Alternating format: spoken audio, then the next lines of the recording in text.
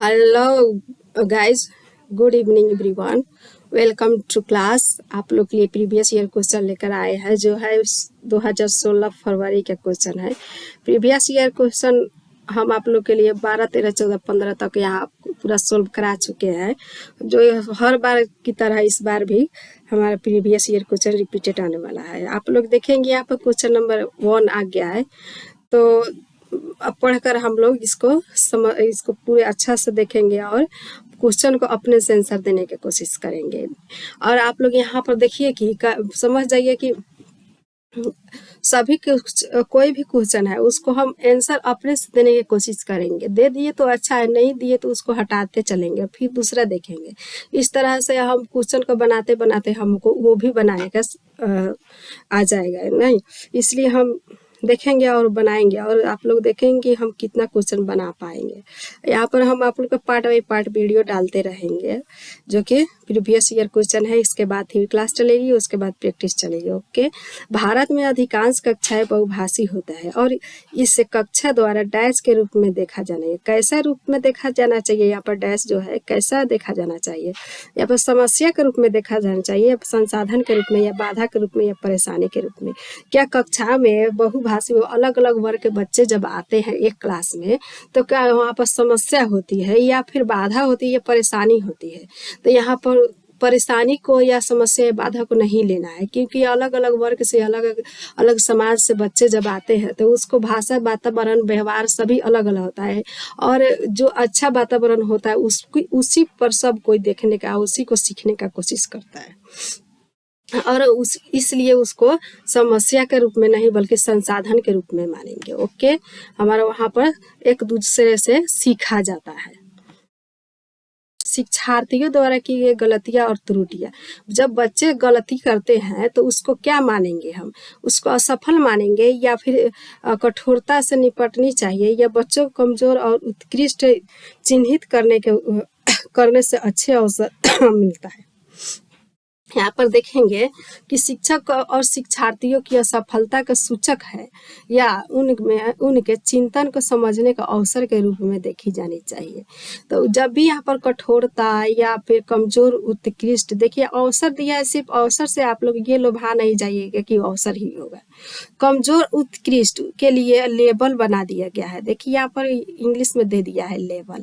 तो जब भी उत्कृष्ट का यहाँ पर लैंग्वेज का खेल है, जब यहाँ पर फंसाने की कोशिश कर रहा है आप लोग, यहाँ पर भी देखिए अवसर है, लेकिन यहाँ पर चिंता है, समझ है, तो आप लोग इसी को आंसर मानेंगे। बच्चे को जितना चिंता समझ देंगे, उसको अवसर देंगे खोजबीन करने का, उसको अवसर देंगे सोल्व प्रॉब्लम को अपने से सोल्व करने का, वही उचित रहेगा, वही सही रहेगा। ओके। गलतियाँ ये हमारा चिंतन और समझ का काम करता है।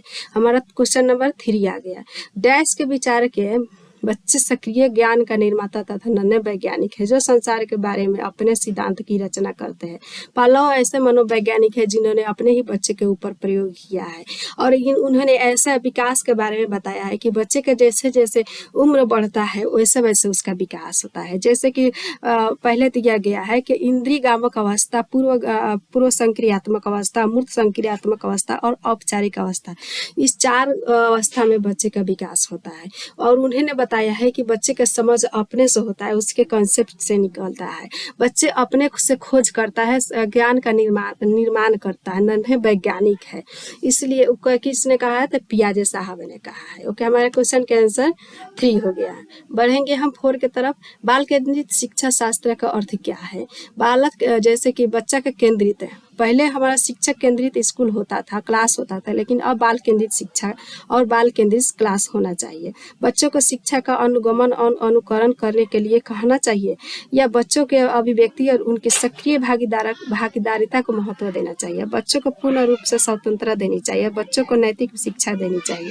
तो हम बच्चे को अभिव्यक्ति और उनकी सक्रिय भागीदारिता को महत्व देना चाहिए। ओके। हम बढ़ेंगे क्वेश्चन नंबर 5 की तरफ। जटिल परिस्थिति को संसाधित करने में शिक्षक बच्चों की सहायता कर सकता है।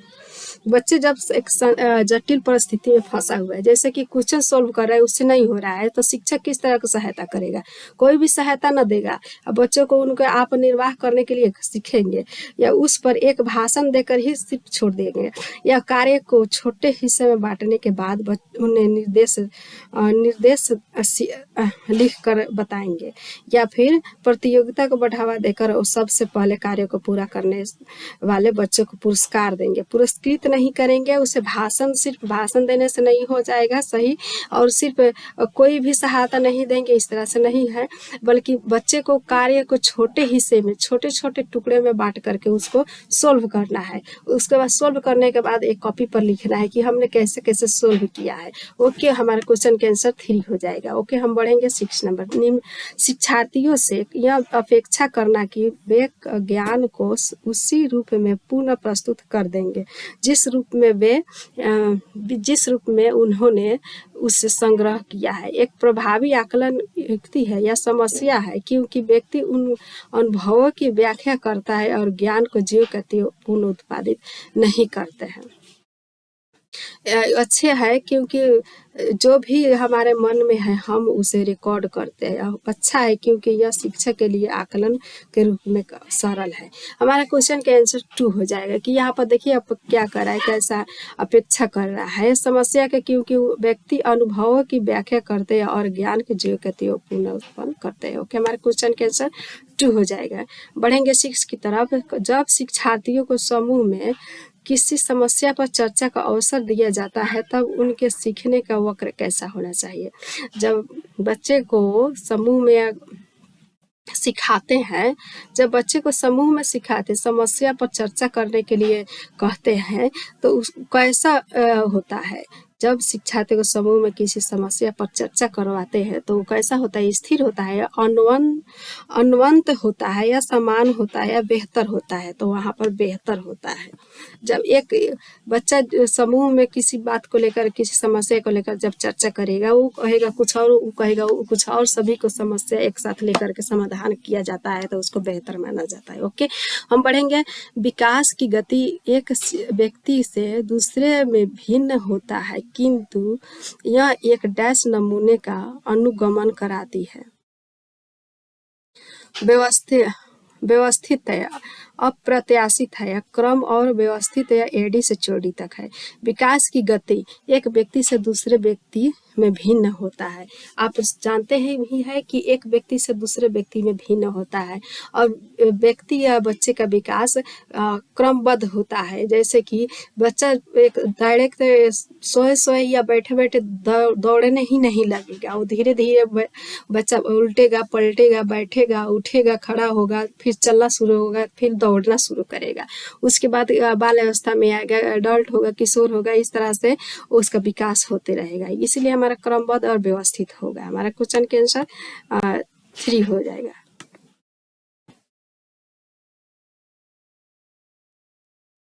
पढ़ेंगे क्वेश्चन नंबर 9 हमारा आ गया है। विकास के लिए निम्नलिखित में से कौन सा उचित है? सामाजिक सांस्कृतिक संदर्भ विकास में एक महत्वपूर्ण भूमिका का निर्वहन करता है। वाइगोत्स्की साहब ने कहा है कि सामाजिक सांस्कृतिक संदर्भ जो है विकास के लिए, एक दूसरे के लिए बहुत ही उचित है, महत्वपूर्ण माना गया है, क्योंकि विकास समाज से ही बच्चे का विकास होता है, अंतर्निहित होता है, निरंतर चलता है, और उसी को ऑब्जर्व करके, देख करके बच्चे का विकास हो जाता है। हमारा क्वेश्चन के आंसर फर्स्ट ही रहेगा। व्यक्ति में एक दूसरे से भिन्न क्यों होता है? व्यक्तियों में एक दूसरे से भिन्न क्यों होता है? तो उसका पालन पोषण जो होता है और अलग अलग वातावरण में होता है, अलग अलग वांछन क्रम होता है, इसलिए उसका भी उसका जो विकास जो होता है उसका अलग अलग होता है। तो हमारा क्वेश्चन के आंसर यही हो जाए। जहाँ पर भी यह अनुवांशिकता और वातावरण का बीच देखेंगे, अनुक्रिया देखेंगे, उसी को हम आंसर मानेंगे। ओके, हमारा क्वेश्चन के आंसर 10 हो जाएगा। ओके गाइस, तो हम देखेंगे अगले पार्ट में हम आप लोग को लेकर के आएंगे। अगर वीडियो अच्छा लगा हो तो लाइक ज़रूर कीजिएगा, सब्सक्राइब करिएगा और अपने दोस्तों को भी लेकर आइएगा। ओके दोस्त, बाय। अगले क्लास में हम मिलेंगे।